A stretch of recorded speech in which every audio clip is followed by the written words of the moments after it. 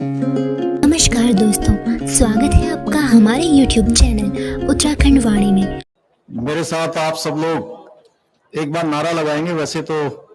काफी गर्मी हो गई है और मैं देख रहा हूँ मेरी माताएं बहनें काफी समय से, मैं सुबह 10 बजे से शायद आप लोग आए होंगे, लेकिन बहुत ज्यादा सारी बातें बीच में आई गई हैं। मैं बहुत लंबा नहीं बोलूंगा। भारत माता की, भारत माता की,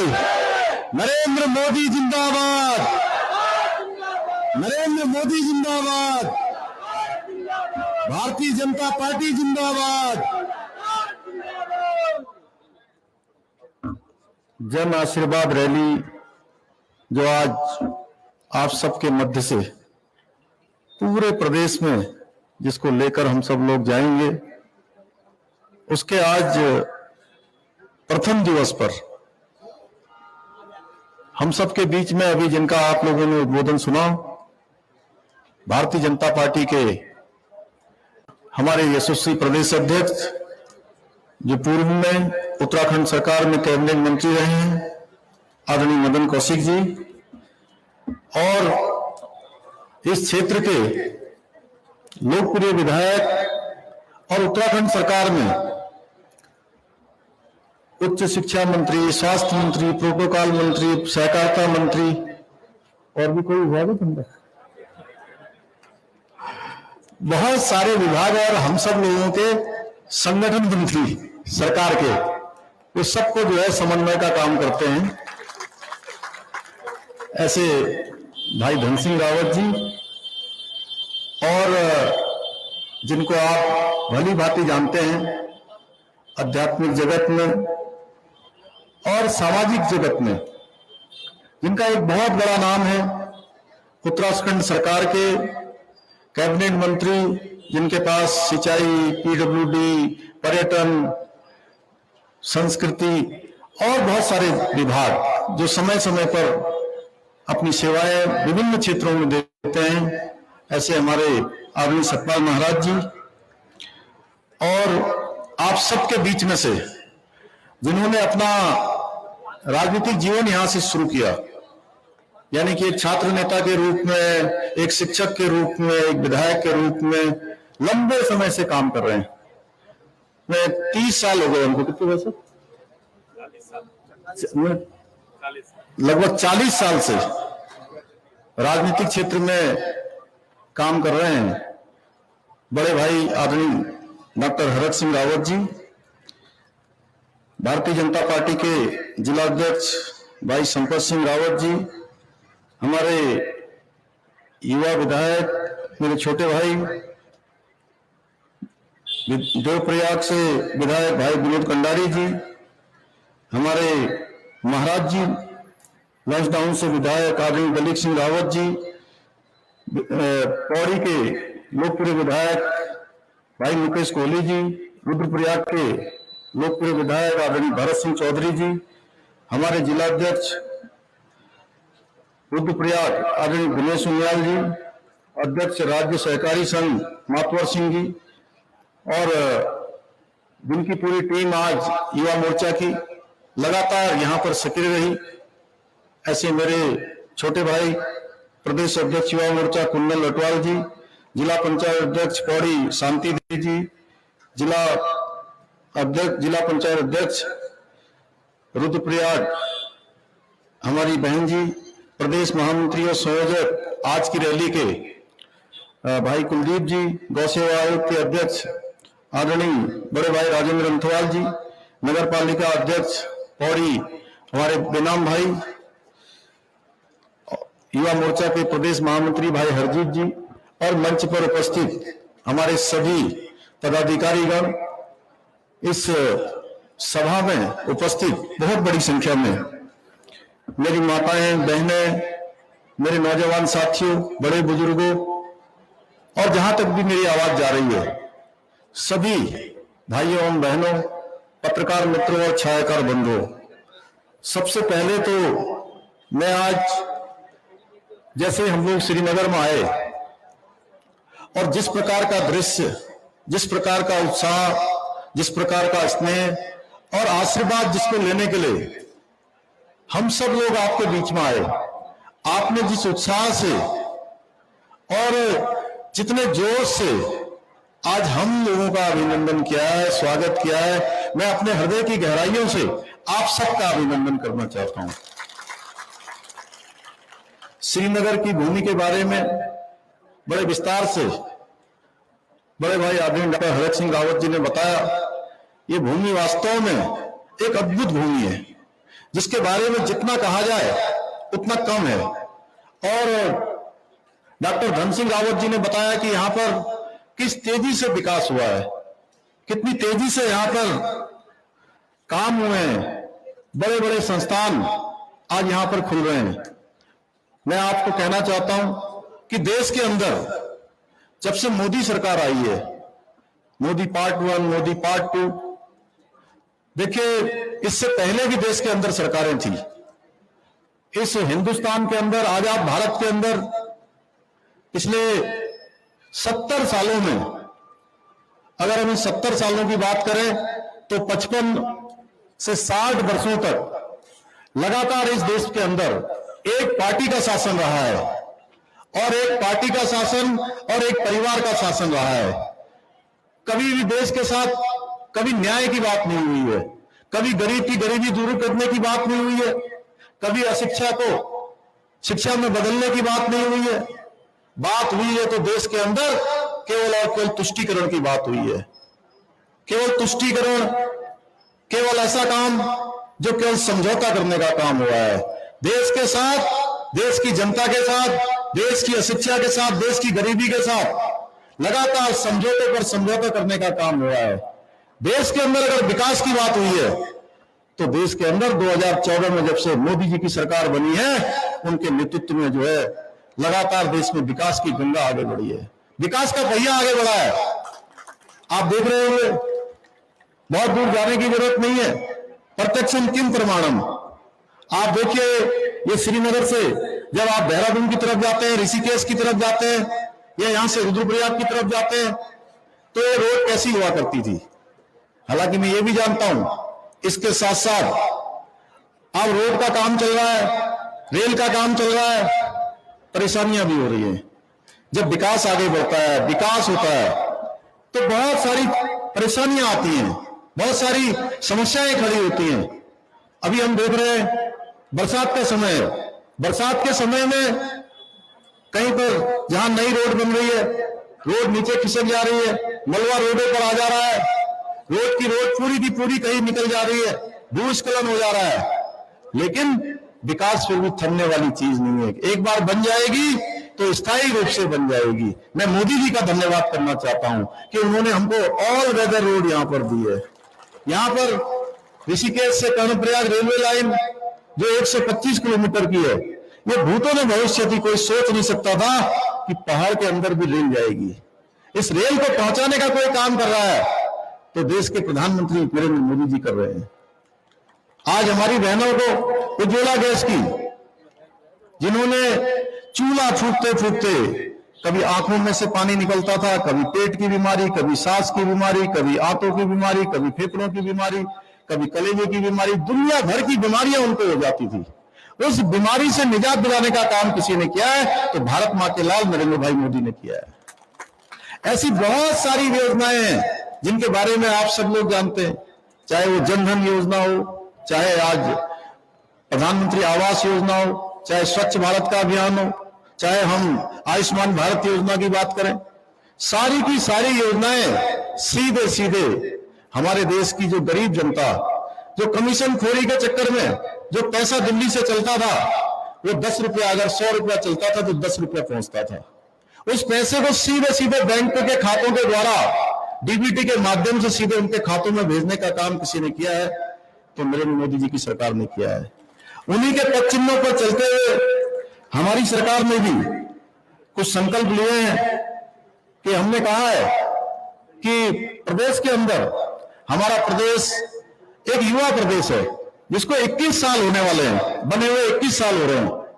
अभी 9 नवंबर को 21 साल पूरे हो जाएंगे। तो मैंने कहा है, हमारे सभी लोगों ने कहा है, हमारे मंत्रिमंडल के लोगों ने कहा है, हम लोगों ने तय किया है, पार्टी संगठन के लोगों ने तय किया है कि हम प्रदेश के अंदर 3 चीजों पर फोकस करेंगे। पहला, हमने कहा है कि हम जो भी हमारे सामने समस्या आती है उस समस्या का हम सरलीकरण करेंगे। यानी कि अगर कोई कठिन समस्या भी हमारे सामने है, कोई ऐसा विषय है जो हो भी नहीं सकता लेकिन वो असंभव ना हो, तो हम उसका सरलीकरण करेंगे। और जब वो समस्या हमारे पास आएगी तो हम उस समस्या का समाधान करेंगे, उसका रास्ता निकालेंगे। अगर कोई समस्या हमारे सामने आ गई है तो पहले उसका सरलीकरण करेंगे, फिर उसका समाधान करेंगे, और तीसरे नंबर पर ये दोनों चीजें करने के बाद, यानी कि अगर समस्या आई है उसका हमने सरलीकरण ये मान लिया कि भैया एप्लीकेशन आई है, कह दिया, इसमें लिख दिया रिजेक्ट, अब ये हो नहीं सकता है, ऐसा नहीं, उसका रास्ता निकालकर सरलीकरण करके समाधान करके तीसरे नंबर पर उसका निस्तारण करेंगे, ये हमने तय किया है। इसी प्रकार से जो हमारे अधिकारीगण हैं, लगातार बीच में बातें आती थी कि अधिकारीगण हमारी सुनते नहीं है, सुनवाई नहीं होती है, जनता की सुनवाई नहीं होती है, हमारे जनप्रतिनिधियों की सुनवाई नहीं होती है। उसको लेकर हमने ऊपर से लेकर नीचे तक, पहले बीच में कोरोना के समय में हमारे तहसील दिवस बंद हो गए थे, तहसील दिवस की प्रक्रिया को पुनः प्रारंभ किया है, और साथ में हमने कहा है कि अगर कोई काम, हमारी सबसे निचली इकाई, अगर पटवारी कोई काम कर सकते हैं, पटवारी साहब कोई काम कर सकते हैं, तो पटवारी साहब का काम तहसीलदार के पास नहीं जाना चाहिए, और तहसीलदार का कोई काम है वो काम हमारे जिलाधिकारी के पास नहीं जाना चाहिए, और जो जिले स्तर के जो काम है वो जिले स्तर के काम हमारे यहां सरकार में, सचिवालय में नहीं आने चाहिए। अगर ये काम जिसके स्तर का है, अगर उसके स्तर पर उसका समाधान नहीं हो रहा है, उसका सरलीकरण नहीं हो रहा है, उसका निस्तारण नहीं हो रहा है, तो मैंने कहा है कि मैं उसका उत्तरदायित्व फिक्स करूंगा। हमारी सरकार उसका उत्तरदायित्व फिक्स करेगी, उसका दायित्व फिक्स करेगी। अगर ये कहीं से भी जानकारी में आता है तो निश्चित रूप से उसका उत्तरदायित्व फिक्स किया जाएगा। हमारा प्रयास है कि हमारी दूर दराज की रहने वाली माताएं, बहनें, बड़े बुजुर्ग, हमारे नौजवान साथी, वो अगर किसी काम के लिए भी अपने सरकारी कार्यालयों में जाते हैं तो उनको 10 से लेकर 12 बजे के बीच में सारे सरकारी अधिकारी अपने दफ्तर पर बैठे हुए होने चाहिए, उनको दफ्तरों पर मिलने चाहिए, वो उनकी समस्याओं का समाधान करेंगे। इस प्रकार का हम लोगों ने आदेश जारी किया हुआ है। बहुत सारी योजनाएं हमने नौजवानों के क्षेत्र में शुरू की है। पहले दिन की कैबिनेट में हम सब लोगों ने तय किया है कि हम 22 से 24 जो हमारे यहाँ पर सरकारी पद रिक्त हैं, उन सरकारी पदों पर भर्ती की प्रक्रिया शुरू करेंगे। हमने कहा हम भर्ती की प्रक्रिया शुरू करेंगे, तो लोगों ने प्रश्न चिन्ह खड़ा किया कि अरे 7 महीने में, 8 महीने में, 6 महीने में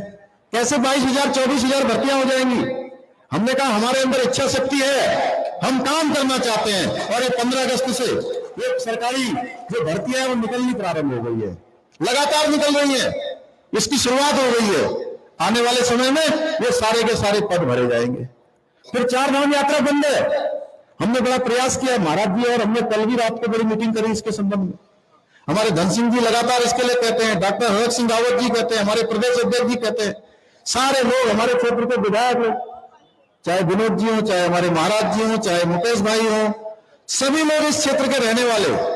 सब लगातार ये चिंता व्यक्त कर रहे हैं, और हमें बड़ी चिंता है कि 4 धाम यात्रा नहीं होने के कारण से हमारा जनजीवन किस प्रकार से प्रभावित हो रहा है, कितनी समस्याएं हो रही हैं। माननीय न्यायालय में मामला गया हुआ है, हम लगातार पैरवी कर रहे हैं, लेकिन उसके बाद भी यात्रा अभी तक शुरू नहीं हुई है। हम भगवान से प्रार्थना करते हैं कि जल्दी से जल्दी इसका रास्ता निकले, सरकार इसके लिए प्रयासरत रहे। लेकिन इसी बीच में हमने कहा कि जब ये यात्रा नहीं चल पा रही है, 4 धाम यात्रा व्यवसाय से जुड़े हुए, पर्यटन से जुड़े हुए, परिवहन से जुड़े हुए, हमारे सांस्कृतिक क्षेत्रों में जुड़े हुए, राफ्टिंग से जुड़े हुए जो लोग भी इस यात्रा से हैं, अपना घर द्वार चलाते हैं, तो हमने कहा सरकार उनके सहयोगी के रूप में, यानी कि एक साझीदार के रूप में हम उनका जो सहयोग कर सकते हैं हम करेंगे। हमने 200 करोड़ रुपए का एक पैकेज दिया है जो डीबीटी के माध्यम से उनके सब खातों में जाएगा। मैं आज देख रहा था, हमारे कुछ प्रतिपक्ष के मित्र हैं, जिन्होंने अपने समय में तो कभी कोई काम किया नहीं, अब हम कोई काम कर रहे हैं तो हमेशा वो क्या प्रश्न चिन्ह खड़ा करते हैं। वो कह रहे हैं कि सरकार के पास पैसा नहीं है, सरकार घोषणाएं कर रही है, ये कहां से पैसा लाएंगे। मैं कहना चाहता हूं उनसे,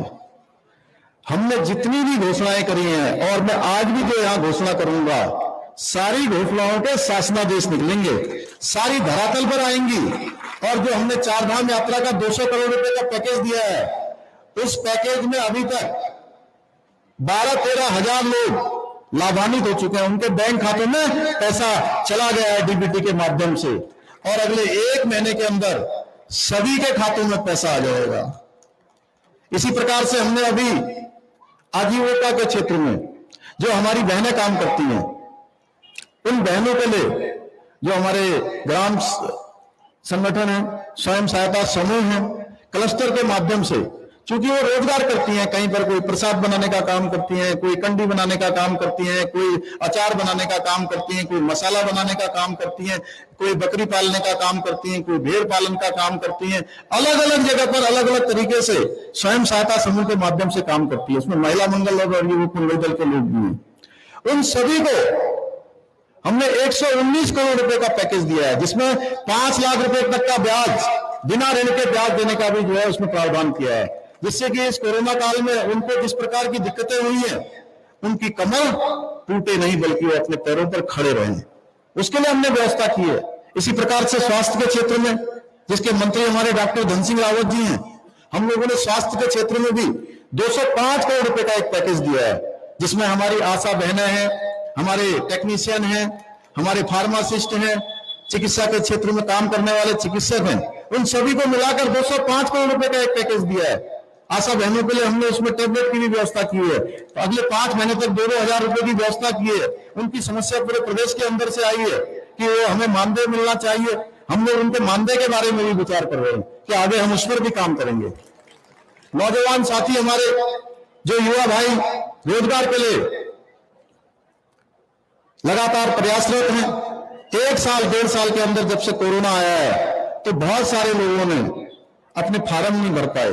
बहुत सारी परीक्षाएं नहीं हो पाई हैं, तो हमने तय किया है कि हम उनका ये साल 1 साल आयु सीमा में समूह ग और समूह दोनों परीक्षाओं में 1 साल की आयु सीमा बढ़ाई है। इसी प्रकार से जो हमारे सिविल सर्विसेज की तैयारी करते हैं, लोक सेवा आयोग की परीक्षाओं में भाग लेते हैं, वो प्री परीक्षा का एग्जाम पास करेंगे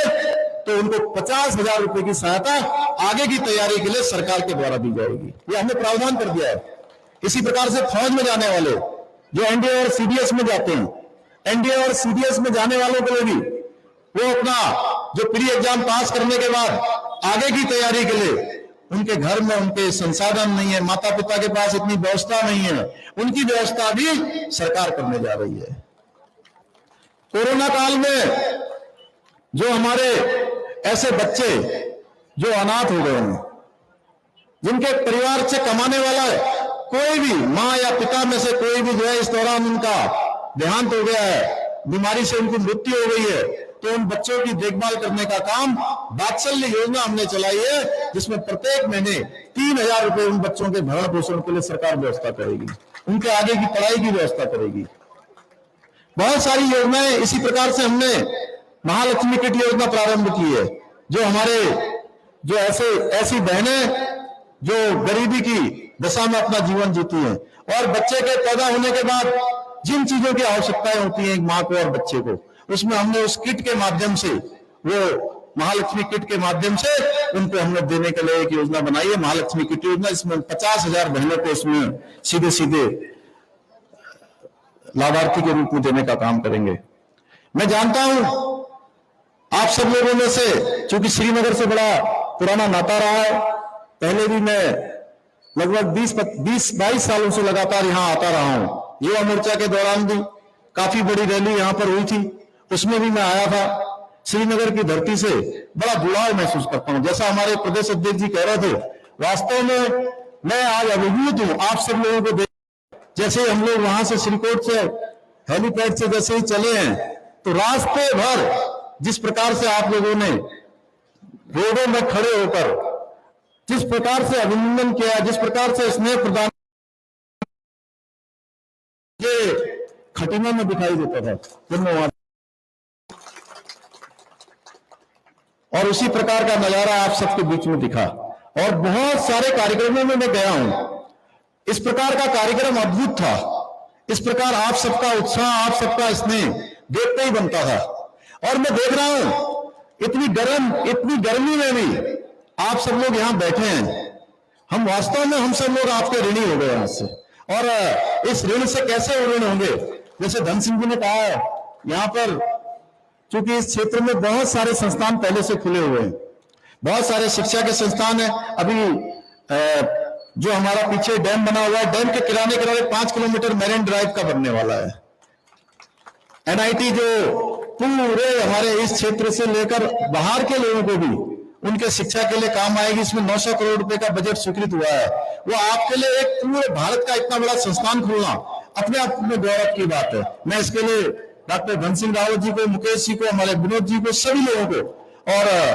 भारत सरकार के यशस्वी प्रधानमंत्री नरेंद्र मोदी जी का धन्यवाद करना चाहता हूं कि हमारे यहाँ इतना बड़ा भारत के स्तर का इतना बड़ा संस्थान यहां पर खोला है। अभी जैसा डॉक्टर हरक सिंह रावत जी ने कहा कि वास्तव में मैं भी एक सैनिक का बेटा हूं। मैं मोदी जी का इसलिए भी धन्यवाद करना चाहता हूं कि उन्होंने बहुत लंबे समय से रुका हुआ, 40 साल से रुका हुआ जो 1 रैंक और 1 पेंशन थी, वो भी उन्होंने हमको देने का काम किया है। हमने भी सैनिकों के क्षेत्र में कुछ काम किए हैं। जैसे जो द्वितीय विश्व युद्ध की जो हमारी विधवाएं हैं, उनकी पहले पेंशन 4,000 रुपए होती थी। हमारी सरकार ने उसको पहले फिर 8,000 किया और इस बार हमने उसको 10,000 रुपए उनकी पेंशन को कर दिया है। उनके शहीद परिवार के प्रत्येक एक व्यक्ति को, उनके परिजनों में से, उनके आश्रितों में से हमने उनको नौकरी देने का एक प्रावधान किया है। मैं आपसे कहना चाहता हूं कि अभी कोरोना काल चल रहा है, कोरोना अभी समाप्त नहीं हुआ है, उसके कारण से हमको बड़ी पीड़ा हो रही है। मैंने कहा कि जो 4 धाम यात्रा रुकी है उसके पीछे भी कोरोना है, लेकिन श्रीनगर की धरती ये ऐसे लोगों की धरती है जो सेवा भाव से भरे हुए हैं, जिनके अंदर, जिनका हृदय बड़ा है। हमने देखा कि जिस समय में यहां पर आपदा आई थी, उस समय आपदा के समय में आप लोगों ने किस प्रकार से बाहर के लोगों को, जो यहाँ पर श्रद्धालु आए थे, जो उस यात्रा में फंस गए थे, जो दैवीय आपदा के समय में अपने घरों तक नहीं पहुंच पा रहे थे, उनको घरों तक पहुंचाने का काम भी किसी ने किया है, तो आप सब लोगों ने किया है।